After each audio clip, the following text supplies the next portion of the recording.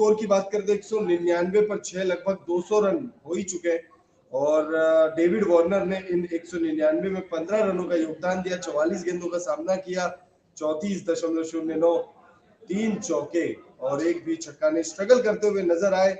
मोहम्मद शमी ने इनको चलता किया। उस्मान ख्वाजा, अगर 199 पर 6 इस समय ऑस्ट्रेलियाई टीम है तो उसमें बहुत बड़ा योगदान, लगभग 40%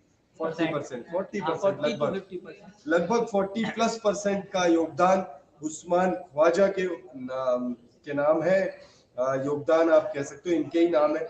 81 रन की इन्होंने पारी खेली 125 गेंदों में और 64.80। ऐसा नहीं है कि स्ट्रगल, मतलब एक थोड़ा टेस्ट के हिसाब से थोड़ा सा लक का भी एक इनको एक साथ मिला, लेकिन 12 चौके और एक छक्का इन्होंने लगाया। और जिस हिसाब से ये खेल रहे थे 100 तो निश्चित ही इनका नजर आ रहा था, लेकिन केएल राहुल ने वो जो शानदार कैच पकड़ा एक हाथ से, उस कैच की कल्पना ना हमने की थी ना उस्मान ख्वाजा ने की थी। मतलब कहाँ खड़े थे और कहाँ से कहाँ कूद कर उन्होंने एक हाथ से कैच पकड़ लिया। तो उस्मान ख्वाजा ने 81 रनों की शानदार, आप ताबड़तोड़ भी कह सकते हो, क्योंकि 65 के आसपास का स्ट्राइक रेट है।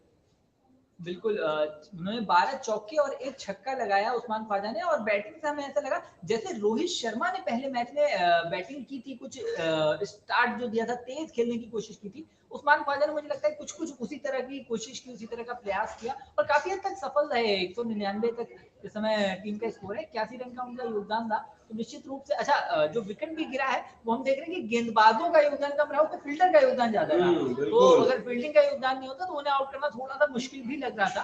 तो फाइनली वो आउट हो गए हैं, लेकिन ये है कि एक अच्छी पारी खेल के गए हैं और अपनी टीम को जैसा स्टार्ट चाहिए था लगभग वैसा दे के गए हैं। बिल्कुल। अश्विन की अगर हम बात करें तो अश्विन ने 3 विकेट जो है वो चटकाए। अब तक सबसे ज्यादा विकेट अश्विन के नाम है।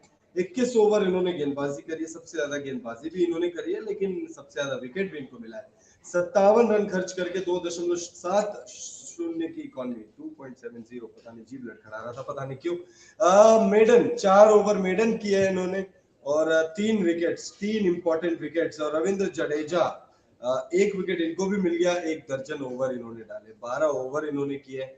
मेडन एक भी नहीं मिला। 3.70 की इकॉनमी से इन्होंने गेंदबाजी की, 44 रन खर्च किए 12 ओवर में और 1 विकेट इनको मिला। रविंद्र जडेजा थोड़ा सा, मतलब उनसे बहुत ज्यादा उम्मीद हम लोग लगा के बैठे हुए, हालांकि अभी 4 विकेट और गिरने बाकी है। और ओवर के हिसाब से देखें, अश्विन ने 20 ओवर की, उन्होंने 12 ओवर किया, तो वो एक डिफरेंस दिखाई दे रहा है कि ओवर कम डालना है तो विकेट शायद इस वजह से। लेकिन अभी आगे मैच बढ़ेगा तब रियल सिचुएशन क्लियर होगी कि क्या कितने विकेट किसको मिलते हैं। और आपका साथ देने के लिए आ रहे हैं चिराग सुखेजा जी, मेरे को धन्यवाद। बिल्कुल। और यहाँ पे रविंद्र जडेजा की अगर हम बात करें तो वो 1 विकेट जो मिला है वो मिला है उस्मान ख्वाजा का। चिराग, उस्मान ख्वाजा के विकेट में रविंद्र जडेजा का कितना योगदान और कितना योगदान केएल राहुल का योगदान मुझे लगता है ज्यादा था। लेकिन देखिए, आपको गेंद हवा में उड़ाने के लिए गेंद को पटकना पड़ता है अच्छे तरीके से। रविंद्र जडेजा देखिए कंसिस्टेंटली गेंदबाजी अच्छी कर रहे हैं, बीट करवा रहे हैं, बाउंस अच्छा मिल रहा है। ऐसे में मुझे लगता है कि रविंद्र जडेजा भी आगे और ज्यादा विकेट्स ले सकते हैं इस मुकाबले में भी। लेकिन ओवरऑल प्रदर्शन मुझे लगता है कि इस सेशन में काफी ज्यादा रन्स बना लिए, बहुत ज्यादा रन्स बना लिए हैं। कुछ एक चौके छक्के भी हमें इस सेशन के अंत में हमें देखने को मिला। पैट कमिंस ने इरादा, मतलब जो है वो ठान लिया है, 70 से ऊपर की स्ट्राइक रेट से वो रन्स बना रहे हैं। तो पता है कि इस विकेट पे अगर आपको टिकना है तो आपको रन बनाने पड़ेंगे। आप टिक के खेल नहीं सकते, आप रुक के जितना ज्यादा सोचेंगे तो एक गेंद आपको आके छकाकर चली जाएगी। एलेक्स कैरी की बात करें, बिना खाता खोले ये भी आउट हुए स्टीव स्मिथ की तरह ही। लेकिन उस्मान ख्वाजा, इन्होंने काफी ज्यादा परीक्षा ली है आज भारतीय गेंदबाजों की। 81 रन इन्होंने बनाए हैं, लेकिन मतलब एक बार तो हालत पतली कर दी। बिल्कुल। उस्मान ख्वाजा जिस तरीके से बल्लेबाजी कर रहे थे, ऐसा लग रहा था कि थोड़ा सा जो है भारतीय टीम के लिए मुश्किल सिचुएशन खड़ी हो जाएगी। लेकिन उस्मान ख्वाजा को रविंद्र जडेजा ने चलता किया। केएल राहुल का बहुत बड़ा योगदान इसमें, लेकिन 6 विकेट जो गिरे इसमें सबसे ज्यादा योगदान आर अश्विन का। अश्विन ने 21 ओवर गेंदबाजी की है, 57 खर्च करके 3 विकेट और 3 इंपॉर्टेंट विकेट जो है वो अश्विन के नाम रहे हैं। तो अब तक 2 सेशन का खेल खेला जा चुका है और इस 2 सेशन के खेल में अश्विन ने 3 लिए हैं तो शमी ने भी 2 विकेट लिए हैं। और आपको पहला विकेट जो है, पहला ब्रेक थ्रू, वो इंपॉर्टेंट होता है किसी भी मैच में, चाहे आप कहीं पर भी खेले, इंडिया में और आज खेले तो या एक बाहर। अच्छी पार्टनरशिप पनप भी रही थी डेविड डेविड वार्नर वार्नर और और उस्मान ख्वाजा के उस्मान बीच ख्वाजा। में। तो इन्होंने मतलब अच्छी गेंद डाली। एक वो कहते हैं कि गेंद पड़ने के बाद हल्की सी बाहर गई। और लेकिन मुझे लगता है कि मोहम्मद सिराज का भी काफी ज्यादा योगदान रहा है मोहम्मद शमी ने जो विकेट लिए, क्योंकि लगातार टेस्ट कर रहे थे बाउंसर से मोहम्मद सिराज भी बल्लेबाजों को, और जिस तरह से उन्होंने बार बार बाउंसर्स के साथ परेशान किया, फुटवर्क बिगाड़ने की कोशिश की मैं कहूंगा डेविड वार्नर की, तो उसमें सबसे ज्यादा योगदान मोहम्मद सिराज का ही था। और शानदार गेंदबाजी मोहम्मद सिराज द्वारा भी की गई है। बिल्कुल, मोहम्मद सिराज द्वारा भी शानदार गेंदबाजी की गई है। लेकिन स्टीव स्मिथ ने ठान लिया था कि वो आज ना तो स्कोर बोर्ड जो चला रहे होते हैं उनको परेशान करेंगे, ना हमको परेशान करेंगे। मतलब सिर्फ 2 गेंदें उन्होंने खेली है, बाकी सब कुछ 0 0 0 0 0 0 0। और ऐसा ही कुछ हाल जो है एक और बल्लेबाज का रहा है, एलेक्स कैरी का। 5 गेंदों का और सामना उन्होंने करना बस 5 गेंदें खेली है, लेकिन उनका भी सब कुछ 0 0 0 0 0 और 0। तनुज शर्मा जी लिख रहे हैं अंडर 250 ऑस्ट्रेलिया ऑल आउट हो जाएगा। हालांकि 199 रन बन चुके हैं अभी तक, और उम्मीद यही करेंगे हम भी कि 250 के अंदर अंदर रोका जाए ऑस्ट्रेलिया को।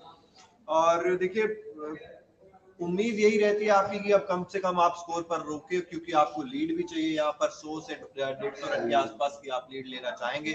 और दूसरी पारी में भी मुझे लगता है कि इतनी आसान नहीं होगी भारत के लिए। मतलब भारत की जो पहली बल्लेबाजी आएगी उसमें मुझे लगता है इतनी ज्यादा भी आसानी नहीं होगी। अतिरिक्त स्पिनर भी एक ऑस्ट्रेलिया ने खिलाया है, ऐसे में भारतीय और एक ही तेज बल्लेबाजों गेंदबाज है उनके पास, पैट कमिंस के रूप में तेज गेंदबाज एक ही है। बाकी जितने भी खिलाड़ी हैं सब स्पिनर ही हैं। 3 तो प्योर स्पिनर है। लाबुशेन स्पिन बॉलिंग कर सकते हैं, स्टीव स्मिथ स्पिन बॉलिंग कर सकते हैं। तो मुझे याद आता है अभी हाल फिलहाल में जब पाकिस्तान का दौरा किया था, तब तीसरे शायद मुकाबले में, शायद तीसरा मुकाबला था, उसमें 9 गेंदबाज, 9 खिलाड़ियों ने गेंदबाजी करी थी। तो आज भी हमें, मतलब इस मुकाबले में भी हमें कुछ ऐसा ही नजारा देखने को मिलेगा। पैट कमिंस के रूप में सिर्फ एक तेज गेंदबाज है। और फिलहाल देखिए पैट कमिंस गेंद से कितना कमाल करेंगे ये पता नहीं। अच्छा, पैट कमिंस कप्तान नहीं होते तो हो सकता है आज उन्हें ड्रॉप भी कर दिया होता, क्योंकि जिस तरीके का मतलब उन्होंने दिखाया है कि भाई मतलब अब ठीक है, अरुण जेटली स्टेडियम है, स्पिनर्स को मदद कर रही है, लेकिन इसका मतलब ये नहीं कि आप ऑप्शन ही नहीं रखोगे। मतलब सिर्फ एक तेज गेंदबाज, ये तो देखिए वक्त बताएगा कि ये जो रणनीति है ये कितना कारगर साबित होती है ऑस्ट्रेलिया के लिए। लेकिन बहुत सारे लोग कह रहे हैं कि शायद ऑस्ट्रेलिया की रणनीति बॉलिंग के टाइम पे बहुत उल्टा पड़ जाएगी। अब देखना दिलचस्प होगा। हालांकि पैट कमिंस गेंदबाजी में कितना योगदान देते पता नहीं, लेकिन बल्लेबाजी में इस समय अच्छा योगदान दे रहे हैं वो, और 23 रन बनाकर नाबाद खेल रहे हैं। 75 के आसपास की उनकी स्ट्राइक रेट है इस समय। तो 2 छक्के और 2 चौका भी वो अब तक लगा चुके हैं। मतलब मंशा जो है वो उन्होंने साफ कर दी है कि भाई जितने भी देर रहूंगा बस उड़ाऊंगा, चौके लगाऊंगा, छक्के लगाऊंगा। बिल्कुल। और पीटर हैंड्सकॉम्ब भी अच्छा साथ दे रहे हैं पैट कमिंस का। 36 रन की पारी उन्होंने अभी तक खेल ली है 75 गेंदों का सामना करते हुए, 48 की स्ट्राइक रेट से। लेकिन पीटर हैंड्सकॉम्ब ने भी अब एक बार नाक में थोड़ा सा दम तो जरूर कर रखा है भारतीय गेंदबाजों के। उनको आउट करना बहुत ज्यादा जरूरी होगा यहाँ से भारत के लिए। और तीसरे सेशन में उम्मीद यही रहेगी कि ये जो बचे हुए 4 विकेट्स हैं ये भारत आज ही निकाल ले। और बल्लेबाजी अगर आएगी आज तो कठिनाई तो भारत को भी होगी। देखिए बल्लेबाजी में तो कठिनाई भारत को होगी, इसमें कोई दो राय नहीं है। भारतीय टीम की कोशिश ये होनी चाहिए कि पहली पारी में ही इतने रन बना ले कि दूसरी पारी की नौबत ना आए, क्योंकि अगर दूसरी पारी यानी चौथी मैच का चौथा इनिंग अगर भारतीय टीम को खेलना रहा तो फिर बहुत दिक्कत वाली बात हो जाएगी। मतलब इतना आसान होगा नहीं भारतीय टीम के लिए। अगर सेकेंड इनिंग में 180 150 के आसपास का स्कोर अगर चेस करना रहा तो उतना आसान भी नहीं होगा। हालांकि चेस किया जा सकता है, लेकिन अभी इस समय अगर आप देखें तो मैच में 4 विकेट स्पिनर्स ले चुके हैं ऑलरेडी 2 सेशन में। तो आप सोच के देखिए कि चौथी पारी में क्या हश्र होगा बल्लेबाजों का, और वो हश्र भारतीय टीम का ही हो सकता है, क्योंकि भारतीय टीम को ही 4th इनिंग खेलनी है। अगर सेकेंड इनिंग में यानी मैच के सेकेंड इनिंग में भारतीय टीम अपनी पहली पारी में अगर ज्यादा रन्स नहीं करती है, अगर लीड एटलीस्ट 200 रनों का लीड अगर नहीं हुआ भारतीय टीम के पास, तो बहुत मुश्किल हो जाएगा मेरे हिसाब से। बिल्कुल।